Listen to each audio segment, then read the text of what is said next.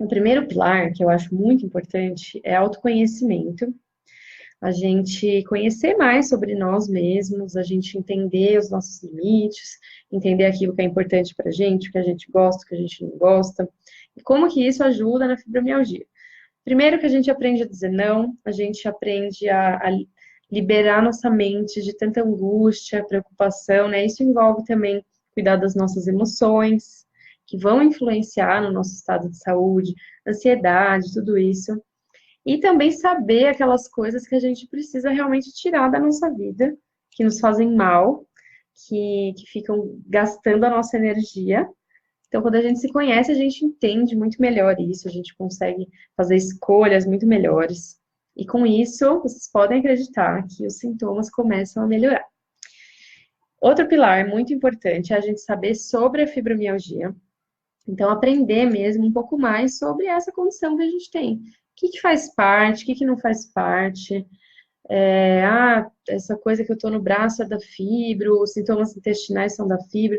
Para entender melhor como que funciona essa doença, o que acontece, para que a gente possa cuidar melhor, né?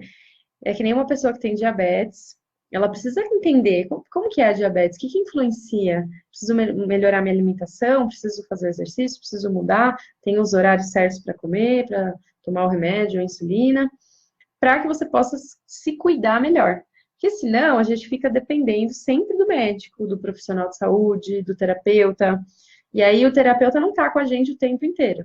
Então a gente fica ali uma vez por mês e olhe lá, a gente tem ali alguém que cuida da gente, nos outros dias quem cuida da gente somos nós mesmos.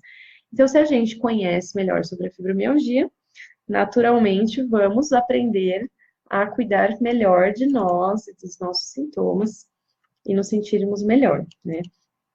Um outro pilar é sobre justamente esses relacionamentos, que eu vou falar bastante sobre isso, que é essa questão da gente ter uma dificuldade de se comunicar com quem está ao nosso redor em relação à doença, ter uma dificuldade de explicar para as pessoas o que é a fibromialgia e também essa dificuldade das outras pessoas compreenderem, de interpretarem mal, de ter muitos julgamentos.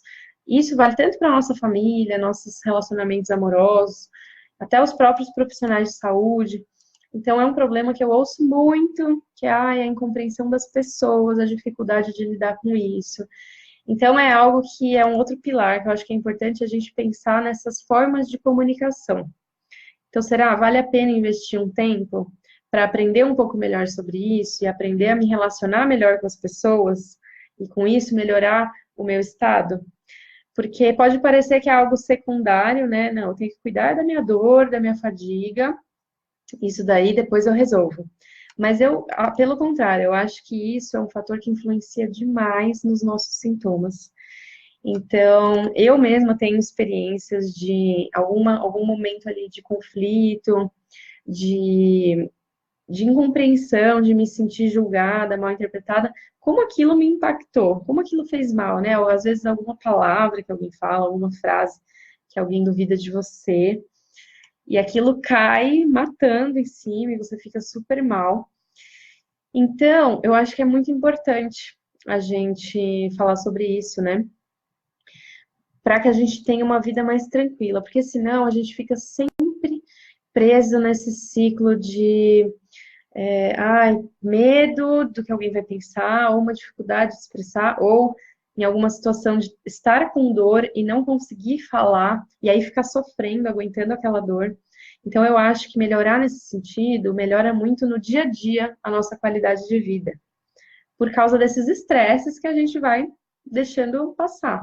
A gente não vai ter mais tanto impacto dessas coisas, e com isso a gente melhora não só os sintomas, mas o nosso estado também. É muito ruim se sentir incompreendido, né? É muito ruim ficar com essa coisa de estar todo mundo duvidando de mim, se sentir até uma certa humilhação, né, por ter um desprezo, uma segregação, por ter a doença e tudo mais. E o último pilar, que eu acho que é fundamental, que é a gente mudar a nossa mentalidade em relação à vida, em relação à forma como a gente cuida do nosso corpo, como a gente muda nossos hábitos. E claro que é muito difícil mudar hábitos sozinho, né?